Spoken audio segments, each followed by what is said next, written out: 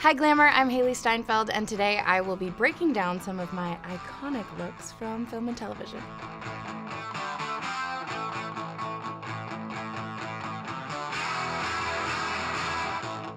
Where it all began, True Grit, 2010. So this was my first film. We meet Maddie as she's in this, beautiful silhouette of this dress that Mary created, and when she realizes her mission, she takes on a whole new wardrobe, something that she feels she can function in, be quick on her feet, and do whatever she needed to do to avenge her father's death. Doing a period piece and sort of being launched into it directly just through the wardrobe alone, putting on that hat, I'll never forget the feeling that gave me. The coat, feeling the weight of that coat and strapping it up with that belt and putting those boots on and going to work every day was such an incredible and empowering feeling. And Mary is unbelievable, and to watch her work was amazing. Romeo and Juliet, 2013. We know Juliet to be this young, innocent, sort of fearless and carefree young woman who is rebellious and excited about everything that's going on in her life with this Romeo of hers. And I think the wardrobe perfectly complements all of those things because it has that sort of effortless feel. It's so effortlessly stunning and beautiful, and it represents who she is and where she comes from. It doesn't feel so contrived. It feels youthful in the best way and tasteful, which I think really also represent the character very well. Even the hair pieces that they incorporated, you would see a detail on a dress, and then you would see something similar tied into a hair accessory, and just done so delicately and tastefully. Edge of 17, 2016, Carla Hedlund. This was very fun. So Carla pulled a lot of vintage for this, which I always love. But I knew that this jacket was this vintage men's jacket, and I loved it. I loved this sort of tomboy-ishness that Nadine has, and that jacket actually ended up being a lot more of a sort of staple than I think I thought it was. It's kooky, and it's different, and it's quirky, and she's wearing platform sneakers with mismatched socks. And there were a couple pieces from my own wardrobe that I wore in this film. I had a shirt that says, "Very busy doing nothing." And I felt like that was Nadine. And I remember bringing in some of my own pieces into one of my fittings. Not, necessarily with the hopes of them being in the film, but just to sort of lend themselves to some kind of direction.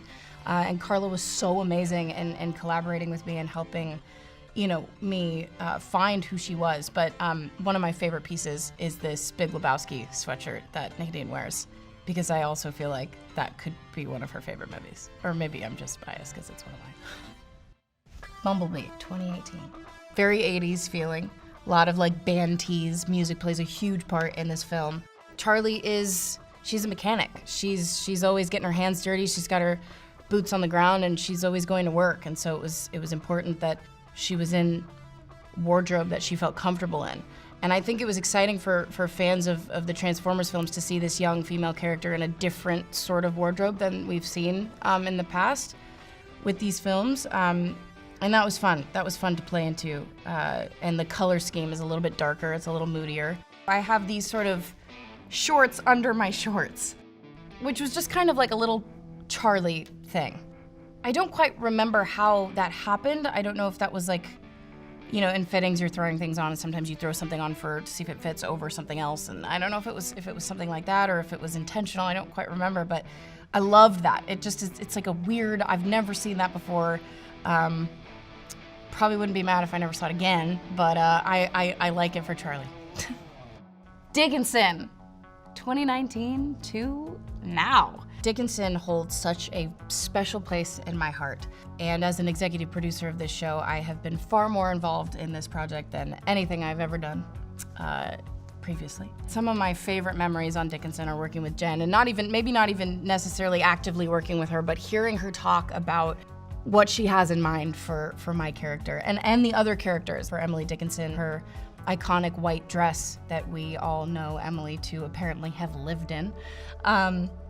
and this incredible red satin dress that has become such a symbolic part of the show. And the corsets and the layers and the petticoats. And the most exciting thing, I think, and this was great because I got to see Jen totally geek out over the fact that our third and final season, we start to see a bit of change in the wardrobe, in the silhouette, because we are further along in time. It's the 60s, baby, if you will. And we got to sort of toy with a different silhouette, which was exciting for all of us girls too, because we got to switch it up a little bit. I did this one scene with Jane Krakowski, who plays Mrs. Dickinson, and I was wearing this stunning, authentic, from the 1800s nightgown. It was as fragile as could be, and the scene was Emily is in bed under the covers, and Mrs. Dickinson comes in and rips the covers off and says, "Let's go, get out of bed. We're going to," I think they were going to the spa. They were having a spa day. Of course, we do the scene quite a few times, and there was one take that Jane came and ripped the covers off, and I just heard a rip, and I'm like, oh my God, what was that? And it was the sleeve of my beautiful, delicate nightgown. And of course they were like, the team was there and ready to sew it right back together. You would have never known, but it was just like, oh my God, not the thing from the 1800s. We've done so well. Leave it to Jane. I'm just kidding. It was probably my fault. Hawkeye 2021. It's a good thing I like the color purple.